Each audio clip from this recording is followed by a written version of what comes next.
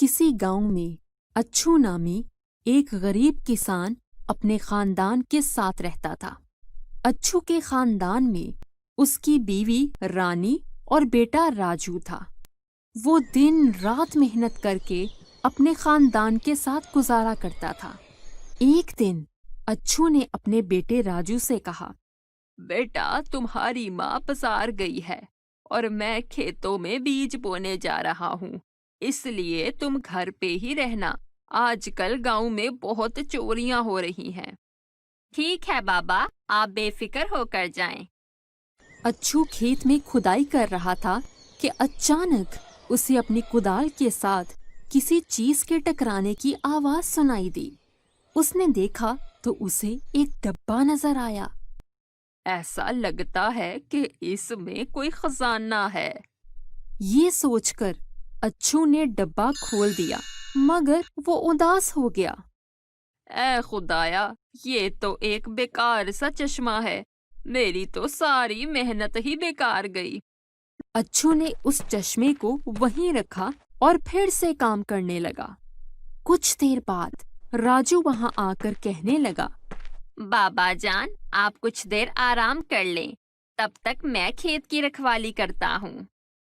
ठीक है बेटा, मगर जरा मोहतात रहना। आजकल जंगली जानवर भी इस तरफ निकल आते हैं। अच्छू वहीं दरख्त के नीचे लेट गया और सोचने लगा, क्यों ना इस चश्मे को लगाकर देखा जाए, कम से कम धूप से तो आराम मिलेगा। ये कहकर अच्छू ने चश्मा लगाया और अपने बेटे की तरफ देखने लगा। अचानक उसे कुछ जंगली जानवर अपने बेटे पे हमला करते नजर आए। उसने जल्दी से चश्मा उतार दिया। अरे अरे, ये सब था क्या? मुझे तो कुछ समझ नहीं आया। अच्छू ने दोबारा चश्मा लगाया और राजू की तरफ देखा। उसे दोबारा वही सब नजर आया जो उसने पहले देखा था। अच्छू समझ गया कि ये यकीनन जादुई चश्मा है। किसान ने जल्दी से चश्मा उतारा और राजू के पास जाकर बोला, बेटा, तुम घर जाओ, यहाँ सारा काम मैं खुद कर लूंगा। क्या हुआ बाबा? मैं तो अभी घर से ही आया हूँ, फिर आप मुझे जाने के लिए क्यों कह रहे हैं? कल से खेत का सारा काम तुम्ही ने तो करना है, इसलिए आज तुम सिर्फ आराम करो। ये सुनकर राजू घर चला गया। अच्छू को समझ आ गया कि ये कोई आम चश्मा नहीं, बल्कि जादुई चश्मा है, जिसे लगाकर सबका मुस्तकबिल देखा जा सकता है। अच्छू बहुत खुश हुआ। अरे वाह, अब तो मैं पूरे गांव का मुस्तकबिल देख सकता हूँ। क्यों ना मैं लोगों की भलाई के लिए इस चश्मे का इस्तेमाल करूँ। अच्छू काम छोड़कर गांव में घूमने निकल गया। वो गांव के लोगों का मुस्तकबिल देखता और उन्हें ऐसा काम नहीं करने देता जिससे उनको कोई नुकसान पहुंचने का अंदेशा हो। गांव के सब लोग उससे बहुत खुश थे। एक दिन उसे अपना पुराना दोस्त नोमी मिल गया। क्यों ना मैं नोमी का मुस्तकबिल देखूं। अच्छू चश्मा लगाकर नोमी को देखने लगा। उसने देखा कि नोमी को एक व्यापारी बहुत ज्यादा रकम देने वाला है। इतना देखते ही अच्छू के दिल में लालच आ गया। उसने आधा मुस्तकबिल ही देखते चश्मा उतार दिया। क्यों ना मैं नोमी को उसके रास्ते से भटका दूं और व्यापारी से सारा माल खुद ले लूं। ये सोचकर अच्छू नोमी के पास गया। कैसे हो भाई? और इतनी जल्दी में कहाँ जा रहे हो? मैं ठीक हूँ दोस्त, बस जरा बाजार तक जा रहा था। बाजार? लेकिन आज तो बाजार बंद है। क्या? बाजार बंद है? लेकिन क्यों? मैं अभी बाजार से ही आ रहा हूँ। आज वहाँ किसी दुकान में आग लग गई थी, बस इसीलिए बाजार बंद है। ओहो, ये तो बहुत बुरा हुआ। फिर तो आज बाजार जाना बेकार है। ये कहते ही नोमी अपने घर को चल दिया। उसको जाता देखकर अच्छू बाजार को रवाना हो गया। कुछ देर बाद उसे एक व्यापारी मिला जिसने उसे पैसों से भरा बैग देते हुए कहा, अरे दोस्त, अच्छा हुआ तुम मुझे यहाँ ही मिल गए। मुझे कुछ दिनों के लिए दूसरे शहर जाना है। मैं किसी और पर भरोसा नहीं कर सकता, तो तुम मेरे ये पैसे कुछ दिनों के लिए अपने पास रख लो। उसकी बात सुनते ही अच्छू दिल ही दिल में सोचने लगा, अरे वाह, मैं इतने सारे पैसे लेकर बहुत अमीर हो जाऊंगा और व्यापारी के लौटने से पहले किसी और जगह मुंतकिल हो जाऊंगा। इस तरह व्यापारी मुझे कभी ढूंढ ही नहीं पाएगा।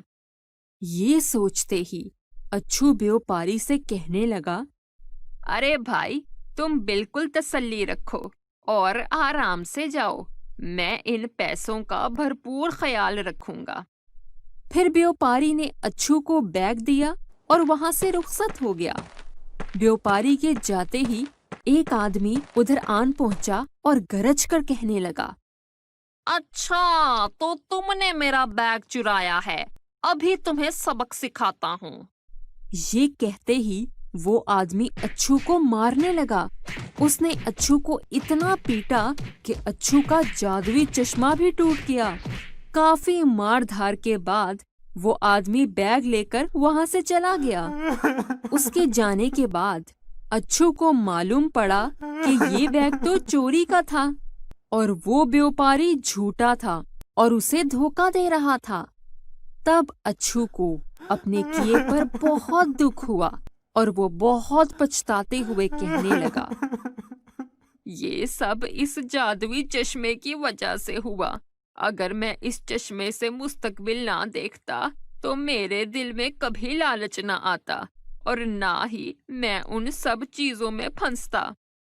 तो बच्चों, हमें इस कहानी से ये सबक मिलता है कि हमें कभी भी किसी चीज का गलत इस्तेमाल नहीं करना चाहिए। ऐसा करने से हम बहुत मुश्किल और परेशानी में फंस सकते हैं और कभी भी दूसरों के माल पर नजर नहीं रखनी चाहिए। हमेशा दूसरों की मदद करनी चाहिए। हम उम्मीद करते हैं कि आपको ये कहानी पसंद आई होगी। हमारे चैनल को जरूर सब्सक्राइब करें और अपनी पसंदीदगी का इजहार कमेंट में करें। शुक्रिया। एक मर्तबा का जिक्र है कि एक रानी नाम की लड़की अपनी अम्मी के साथ शहर में रहा करती थी। वो रोज सुबह स्कूल जाती। एक दिन उसकी अम्मी बीमार हो गई। घर पे उसकी अम्मी के अलावा और कोई ना था, इसलिए अपनी अम्मी का ख्याल उसे ही रखना पड़ता था। इस वजह से वो काफी दिनों से स्कूल बहुत देर से पहुंचती। देर से आने पर उसको टीचर की खूब डांट सुनना पड़ती, लेकिन रानी टीचर से कुछ ना कहती। डांट सुन लेती मगर किसी से कुछ बोले कहे बगैर घर आ जाती और अपनी माँ की खिदमत में लग जाती। अगले हफ्ते जब रानी स्कूल नहीं आई तो क्लास के बच्चों ने सोचा, रानी को टीचर से रोज डांट पड़ती और सजा मिलती थी, इसलिए शायद उसने स्कूल आना ही छोड़ दिया है। लेकिन चौथे हफ्ते रानी दोबारा क्लास में दिखाई दी। आज रानी क्लास में सबसे पहले पहुंची थी। टीचर के आने पर रानी को डांट पड़ी क्योंकि वो एक हफ्ते से स्कूल नहीं आई थी। टीचर ने कहा, देखा डांट और सजा का असर, आज तो सबसे पहले क्लास में आई हो। रानी की आंखों में आंसू आ गए। रानी टीचर से कहने लगी, टीचर, मैं कुछ कहना चाहती हूँ। हाँ हाँ कहो। मुझे मेरी अम्मी ने ही पाल पोस के बड़ा किया है। मेरा कोई भाई बहन नहीं है। 4 हफ्ते पहले मेरी माँ बहुत बीमार हो गई थी, इसलिए मुझे सुबह जल्दी उठ के माँ के लिए खाना बनाकर अस्पताल जाना पड़ता था, जिसकी वजह से मैं स्कूल देर से पहुंचती। मैंने बहुत कोशिश की लेकिन अपनी माँ को नहीं बचा सकी। पिछले हफ्ते मेरी माँ चल बसी, इसलिए स्कूल नहीं आ सकी। आज जल्दी इसलिए आ गई कि ना तो आज खाना बनाना था और ना माँ को देखने अस्पताल जाना था। अब से रोज वक्त पर पहुंच जाऊंगी। ये कहकर रानी चुप हो गई।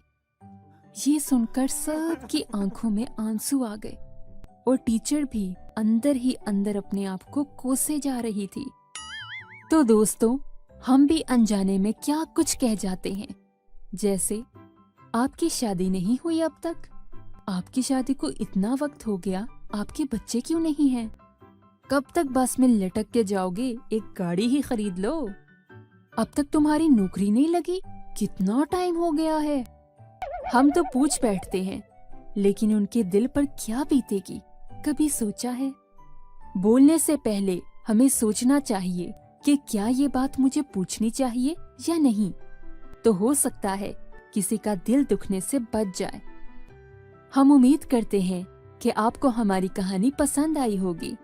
हमारे चैनल को जरूर सब्सक्राइब करें और बेल के आइकन को दबाना मत भूलें।